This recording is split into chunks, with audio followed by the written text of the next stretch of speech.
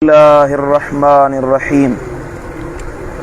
प्यारा दोस्तों, अल्लाह ताला कुरान मजीद फुरकान हमीद में इरशाद फरमाया हुआ, या अय्युहल्लज़ीना आमनुस्तईनु बिस्सब्रि वस्सलात। ए ईमान वारो, मदद तलब कयो सब्र खां ऐं निमाज़ खां। मदद तलब कयो कंहिंखां? ॿियो निमाज़ खां ऐं सब्र खां मदद तलब कयो। इन्नल्लाह मअस्साबिरीन, बेशक अल्लाह सब्र करण वारनि सां गॾु आहे। ॿी जगह ते अल्लाह ताला इरशाद फरमायो, वस्तईनु बिस्सब्रि वस्सलात, ऐं मदद तलब कयो सब्र ऐं निमाज़ खां। व इन्नहा लकबीरतुन इल्ला अलल खाशिईन, इहा जेका निमाज़ आहे इहा घणनि माण्हुनि ते तमामु ॻरी आहे, सिवाय उन्हनि जे जेके आजिज़ी ऐं इनकिसारी करण वारा आहिनि। माण्हुनि ते ॾाढी ॻरी आहे निमाज़ पढ़णु ॾाढो ॾुखियो लॻंदो आहे, पर अल्लाह जो क़ुरान थो फरमाए, तव्हांजी ज़रूरतुनि, तव्हांजी हाजतुनि ऐं मुश्किलातुनि में तव्हांजी मददगार शइ निमाज़ आहे। अल्लाह खां पंहिंजूं हाजतूं पूरियूं कराइजनि, पंहिंजूं ज़रूरतूं, मुश्किलातूं ऐं हाजतूं पूरियूं कराइजनि, त उनजो तरीक़ेकार छा आहे? क़ुरान ई ॾस आहे। जॾहिं तव्हांखे का ज़रूरत पवे, का तकलीफ़ अचे या का वॾी हाजत अची वई आहे, त माण्हू अल्लाह ॾे मुतवजे थिए, अवल उन मुसीबत ते सब्र करे, पोइ अल्लाह ॾे मुतवजे थिए ऐं निमाज़ पढ़ी दुआ घुरे। पोइ इहा जेका ख़ुशू ऐं ख़ुज़ू दिलि जे तवजो सां ऐं अल्लाह ताला ते यकीन रखण जे ज़रिए जेका माण्हू निमाज़ पढ़े थो, या तव्हांजी निमाज़ तव्हांजे हरनी मुश्किलातुनि जो हल आहे, तव्हांजे दिलयुनि जे सुकून ऐं तस्कीन जो बि सबबु आहे, त तव्हांजे मुसीबतुनि जे लाइ आसानी ऐं दरवाज़नि खुलण जो तफ़रीज जो रस्तो आहे। सम्झो था? हाजत जे वक़्तु ख़ासि तौर ते नफ़िल निमाज़ पढ़णु ऐं अल्लाह ताला खां आजिज़ी सां दुआ घुरणु, बरकत जो सुवाल करणु, इहा ईमान वारनि जी निशानी आहे।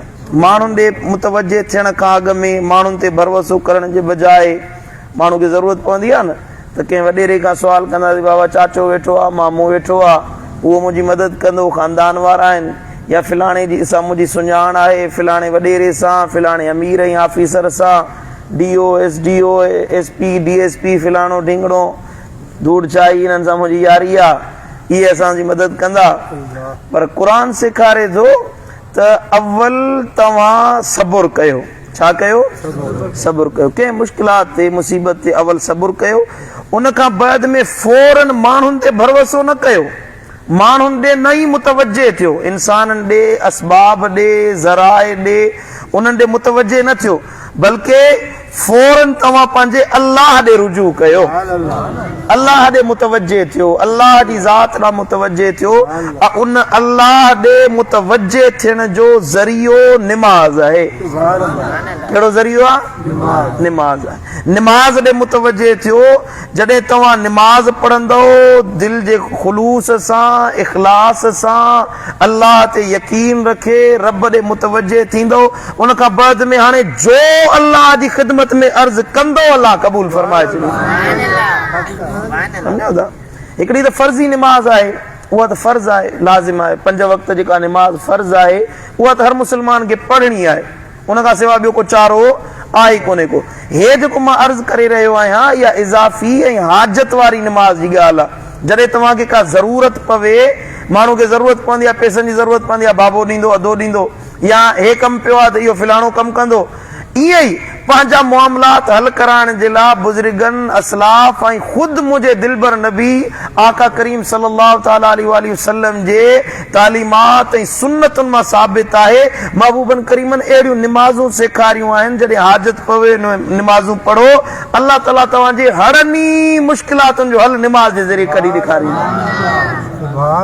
सम्झो था? निमाज़ में वॾी ताक़त आहे, निमाज़ में वॾी कुवत आहे। जेकॾहिं सम्झ में अचे त इहा मामूली ॻाल्हि न आहे।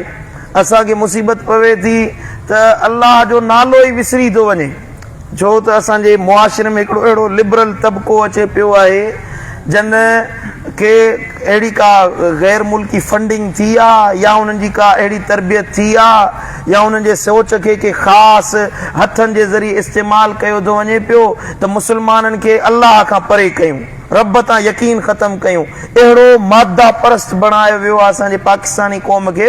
गुज़िरियल 10 सालनि जी ॻाल्हि आहे, 10-15 सालनि जी ॻाल्हि आहे त अहिड़ो मुस्लमाननि जे दिमाग़ खे ख़राबु कयो वियो आहे त माण्हुनि जो रब जी ज़ात तां यकीन ई लही वियो आहे। दीन इस्लाम या क़ुरान या अल्लाह ते भरवसो या दुआ जी ताक़त जो पतो इहो माण्हुनि जे ज़हन मां ई निकिरी वियो आहे। ऐं चवंदा त ॾिसो मिसाल ॾींदा, यूरोप तरक़ी कई आहे, अमेरिका तरक़ी कई आहे त उन जे पोयां को दुआऊं हुयूं छा? या साईं मुंहिंजा फलाणी शइ हुई छा? बाबा हथियार खणो, पंहिंजी ताक़त इस्तेमालु कयो तॾहिं कमु थींदो, दुआउनि जे ज़रिए को फुतूहात हासिल थींदियूं आहिनि छा? इस्लाम जी तारीख़ में जेतिरियूं फुतूहात आहिनि अव्वल उन जे पोयां दुआ आहे, उन खां पोइ सबब जे पोयां मदीने वारा साईं विया आहिनि। अव्वल दुआ आहे। असांखे असबाब खे इस्तेमालु करण जो त सबक़ सेखारे थो वञे, पर अल्लाह सां ताल्लुक़ जोड़ण जो असांखे सबक़ नथो सेखारे वञे। हाणे हीअ जेका 12 ॾींहंनि में ईरान जी जंग हले थी पई अमेरिका ऐं इसराइल सां, उन में तव्हां गौर ऐं फ़िक्र कयो त हो जेके असांखे अमेरिका ऐं इसराइल ऐं यूरोप वारनि जे पोयां इहे जेको लिबरल तबिको चए पियो इन्हनि जे पोयां लॻो। हींअर ट्रम्प पंहिंजे व्हाइट हाउस में मुल्क जे वॾनि पादरियुनि वॾनि अॻवाननि खे घुराए दुआ थो घुराए त मुंहिंजे लाइ दुआ घुरो त अल्लाह मूंखे कामयाबी ॾे। को ट्रम्प तो दुआ घुरे। इसराइल इहो नेतन खबीस याहू ऐं दजाल पंहिंजे ॿावन पंहिंजे वॾनि मज़हबी अॻवाननि खे गॾु विहारे नशिस्तूं थो लॻराए त तव्हां दुआ घुरो त जीअं असांखे कामयाबी मिले। उहे दुआऊं था घुराइनि, उहे इन जेके रूहानी शयुनि जे पोयां डोड़नि था। ऐं असांजे मुस्लमाननि खे जनवत अल्लाह ताला दुआ जो हक़ीक़ी हथियार उन्हनि खे अता फरमायो। हक़ वारा मुस्लमान आहिनि, असुल अल्लाह ताला जा इनाम याफ़्ताबाना मुस्लमान आहिनि ऐं अल्लाह सां तअल्लुक़ जोड़ण वारा मुस्लमान आहिनि। उन्हनि खे असांजे मुस्लमाननि अहिड़ो अचे ज़हन में विझो आहे त न साईं मुंहिंजा दुआ आहे, न अल्लाह जी ताक़त आली आज़ बिल्ला, न कले कुफर न बाशद, न दुआउनि जे ज़रिए मसइला हल थींदा आहिनि, न निमाज़ुनि जे ज़रिए मसाइल जो हल थींदो आहे। न, इहा ॻाल्हि दिलि मां ई कढी छॾियो त असुल कुवत अल्लाह जी आहे ऐं उहा ताक़त दुआ ऐं निमाज़ जे ज़रिए अता कई वेंदी आहे। तव्हां ॻाल्हि सम्झो था, हले कोन था सम्झो? हदीस मुबारक आहे त जॾहिं महबूबन करीमन खे का ख़ासि ज़रूरत पवंदी हुई, का परेशानी ईंदी हुई, को ॾुख पवंदो हुयो त साईं फौरन निमाज़ ॾे मुतवजे थींदा हुया। हदीस आहे हज़रत सैयदना हुज़ैफा बिन यमान रज़ियल्लाहु तआला अन्हु तो फरमाए कान नबी सल्लल्लाहु अलैहि वसल्लम इज़ा हज़बहु अम्रुन सल्ला, जॾहिं रसूलुल्लाह सल्लल्लाहु अलैहि वसल्लम खे का ॻाल्हि अहम या परेशानी पेश ईंदी हुई त पाण फौरन निमाज़ पढ़ंदा हुया। जॾहिं का कमु थींदो, मिसाल तौर कंहिं जंग में मुसीबत आहे त ओड़ी महिल साईं निमाज़ पढ़ंदा हुया, या का हाजत पई आहे, को अहिड़ो कमु आहे जेको अण थियणो आहे, नथो थिए, साईं निमाज़ पढ़ंदा हुया ऐं असांखे सबक़ ॾेई विया त निमाज़ पढ़ो, इन सां तव्हांजे दिलि खे तस्कीन पहुचंदी ऐं अल्लाह तव्हांजी मुश्किलातुनि खे आसान करे छॾींदी। साईं जन हज़रत बिलाल खे ख़ासि फरमाईंदा हुया, या बिलाल अरिहना बिस्सलात, ओ बिलाल उथी अज़ान चओ त निमाज़ जे ज़रिए असां को सुकून हासिल कयूं। सुभान अल्लाह। इन्हनि हदीसुनि मां असांखे ख़बर पवे थी त जॾहिं के तकलीफ़, फिकिर, परेशानी, मुश्किलात या हाजत में माण्हू पवे, उनखे मुंहुं ॾियणो आहे, उनजो मुक़ाबिलो करणो आहे, उन सां मुहाॾो अटकाइणो आहे, त उन मुसीबत जे वेले में तव्हां में ताक़त न आहे, तव्हां में एतिरी हिम्मत ऐं कुवत न आहे जो तव्हां कंहिंजी मदद करे सघो या पंहिंजी मुश्किल खे लाहे सघो। मुश्किलातूं लाहिण वारो केरु आहे? ॻाल्हायो अल्लाह आहे। उहो अल्लाह दर्द लाहींदो आहे ऐं अल्लाह जे मुतवजे थियो, रुजू थियो। मदीने वारे साईं सेखारियो आहे निमाज़ पढ़ो, निमाज़ तव्हांजे हर दर्द खे मेटे ख़ुशियुनि में तब्दील करे छॾींदी। सुभान अल्लाह। हाणे सही सुनन तिरमिज़ी शरीफ़ में हदीस आहे ऐं अल्लामा इब्न खुज़ैमा इहा रिवायत आंदी आहे, इमाम हाकिम पंहिंजे मुस्तदरक में रिवायत आंदी आहे, कसीर तइदाद में हदीस जा किताब आहिनि। हज़रत सैयदना उस्मान बिन हुनैफ रज़ी अल्लाह ताला अन्हु सहाबिया वो फरमाए तो हिकिड़ो नाबीन साहबी हो पंहिंजी ॻाल्हि थो करे पाण नाबीन हुयो पोइ हुनखे परवरी हदीस बयान करण जे वक़्त में पंहिंजी ज़ात खे लिकाए पियो चए थो त साईं करीमन सल्लल्लाहु ताला अलैहि वसल्लम जे ज़माने में मुंहिंजी निर्त मोकिलाए वई अखियूं वेही वियूं ॾिसी न पियो सघां नाबीन थी वियुसि पोइ हबीबन करीमन जी ख़िदमत में आयो चए अर्ज़ कई या रसूल अल्लाह उदउल्लाह अन यक्शिफ ली अन बसरी या रसूल अल्लाह मुझे ला दुआ घुरो त अल्लाह मुझो अखियूं रोशन फरमाए मुझे अखियुनि खे मुनव्वर फरमाए त साईं करीमन सल्लल्लाहु अलैहि वसल्लम फरमायो त सब्र कर त अल्लाह ताला इन सब्र जे सदके तोखे आखिरत में वॾा इनाम अता फरमाईंदो चए थो या रसूल अल्लाह ओ मुंहिंजा महबूब दुआ घुरो बसि अखियूं मिलनि क़बर में मिलंदी अशर में मिलंदो उहो तुंहिंजे सदके करम नवाज़ी थींदी दुनिया बि ॾियो जन्नत बि ॾियो तुंहिंजे अॻियां कहिड़ी खोट आहे ईअं चइजे खणी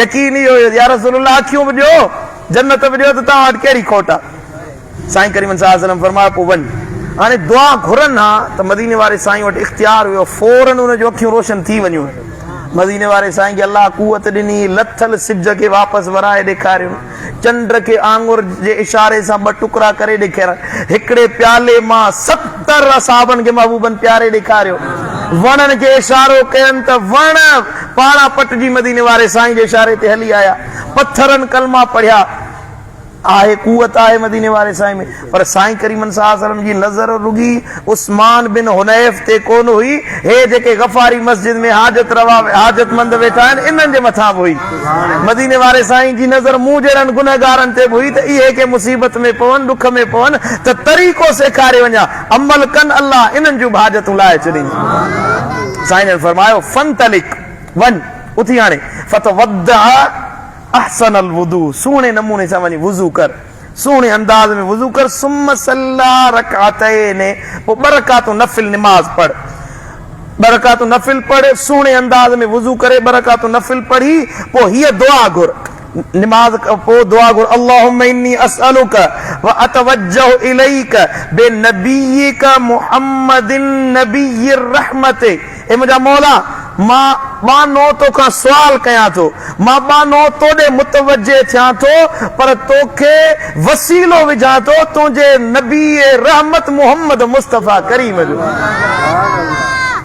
या मोहम्मद ऐं दुआ पूरी न थी आहे नबी साईं फरमायो हाणे वरी चओ या मोहम्मद इन्नी वत अतवज्जो इला रब्बी बिक ऐं यक्शिफ ली अन बसरी या रसूल अल्लाह मां तोॾे मुतवजे थिया थो तूं पंहिंजे अल्लाह वटि मुंहिंजी सिफारिश कर त अल्लाह मुंहिंजूं अखियूं रोशन फरमाए पोइ हीअं चओ अल्लाहुम्मा शफ़िउ फ़िय व शफ़िनी फ़ी नफ़्सी इहा दुआ घुर ए मुंहिंजा मौला मूंखे शिफ़ा ॾे मूंखे सिहत ॾे मुंहिंजे हक़ में मदीने वारे साईं जी शिफ़ात क़बूल फरमा फरज वक़द कशफ अल्लाहु अन बसरी साहबी चवंदा हुयो नाबीन साहबी मस्जिद में वियो ऐं जॾहिं वापसि मोटियो त ख़बर कोन पई पए त अंधो हुयो या सॼो हुयो अखियूं सलामत थी वियसि देर या गुज़री जॾहिं वापसि आयो त अखियूं रोशन थी वियसि ॻाल्हि सम्झो था हले कोन था सम्झो हाणे इहा दुआ आहे हिकिड़ी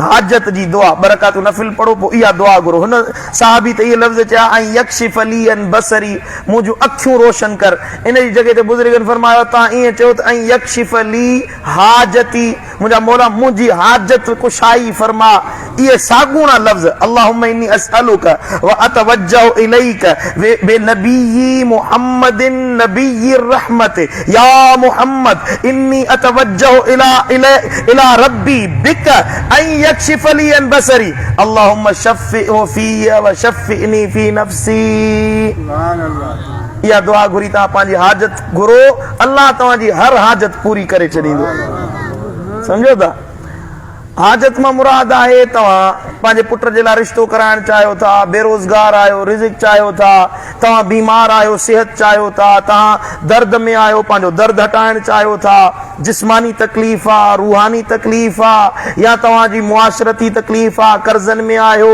मुसीबतुनि में आहियो या के झगड़नि में आहियो के फसादनि में आहियो या अहिड़नि मामलात में फासी विया आहियो जंहिंमें निकिरण जो को रस्तो नथो मिले का मुसीबत अची वई आहे उन वक़्तु मदीने वारे साईं इहे दुआऊं सेखारियूं आहिनि ऐं ॿी हदीस मुबारक आहे हज़रत सईदना अब्दुल्लाह बिन औफा रज़ियल्लाहु तआला अन्हु खां त साईं फरमाया मन कानत लहू इलल्लाहि हाजतुन, जे माण्हू खे अल्लाह में का हाजत हुजे, अल्लाह में को कम हुजे त अल्लाह खां मसलो हल कराया, ख़ुसूसन जेके मौत किफ़ायो उहो गौर सां इहा हदीस ॿुधो।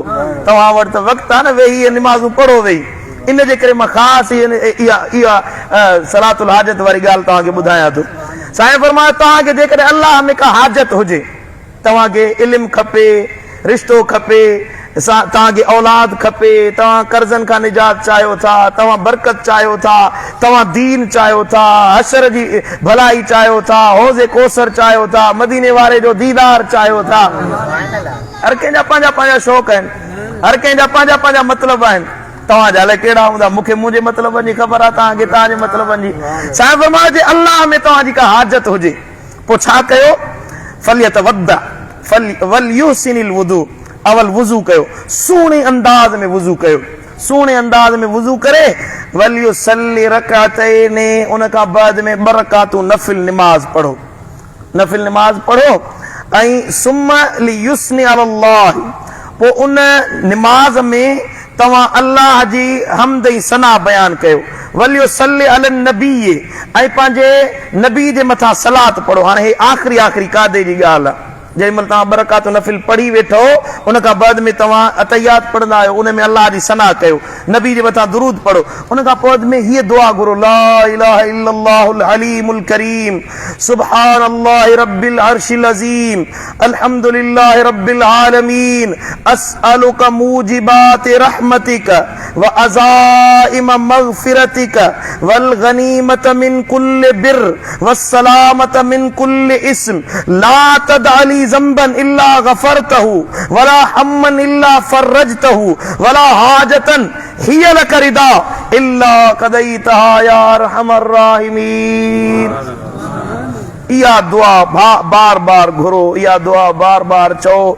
उन खां बाद में यसअलु मिन अम्रि दुनिया वल आखिरत, दुनिया या आखिरत जे बारे में जेको सुवाल कंदो, अल्लाह ताला तव्हांजी तक़दीर में उहा शइ शामिल करे छॾींदो। जे तक़दीर में लिखियल आहे न, इहा दुआ घुरो, अल्लाह ताला उहा शइ तव्हांजी तक़दीर में शामिल फरमाए छॾींदो।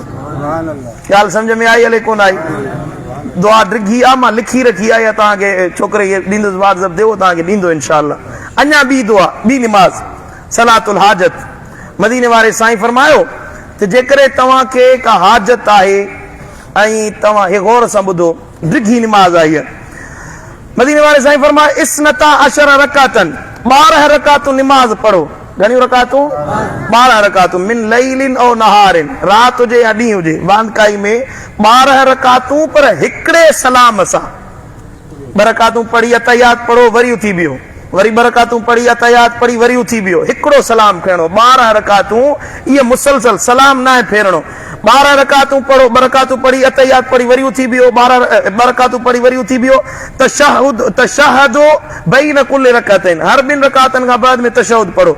पोइ फैज़ा तशहदत फी आखिरी सलातिक, जॾहिं आखिरी तशहुद में बिहो, 12 रकातूं पूरियूं थी वञनि, आखिरी तशहुद पढ़ो। मदीने वारे साईं फरमायो पोइ उन में तव्हां तशहुद पढ़ो ऐं दुरूद पढ़ो, उन खां बाद में सजदो ॾियो। वरी आखिरी जेको कादो आहे उन में पहिरियां छा कयो, तवजह मूं ॾियां तव्हां सभिनी जो।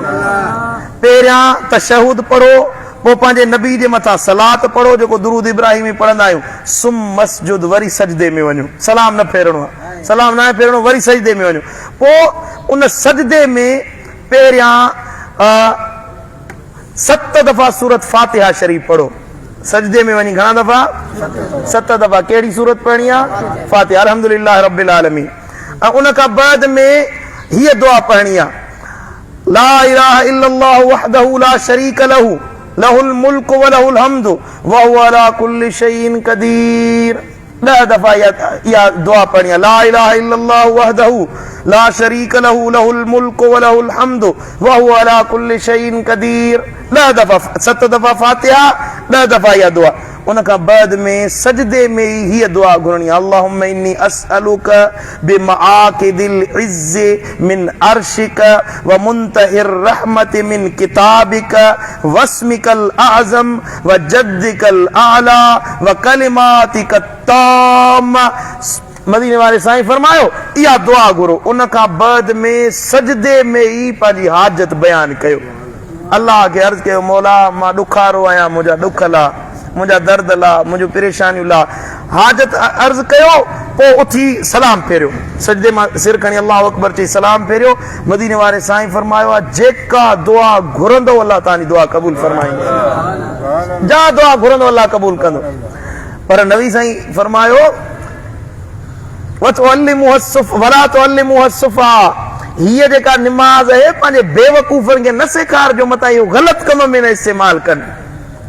साईं जंदा फरमाइनि त पंहिंजे बेवकूफ़नि खे ऐं अहिड़नि कम अकुलनि खे न सेखारजो, अल्लाह कंदो तव्हां सभई भलाई जे लाइ इस्तेमाल कंदो हिनखे इंशाअल्लाह।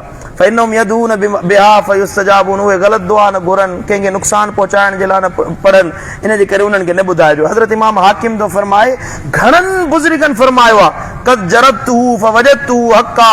हज़रत इमाम हुमैद रहमतुल्लाह अलैहि थो फरमाए इहा दुआ इहा निमाज़ मूं पढ़ी आहे, जंहिं कम जे लाइ पढ़ी आहे अल्लाह मुंहिंजी हाजत पूरी कई आहे।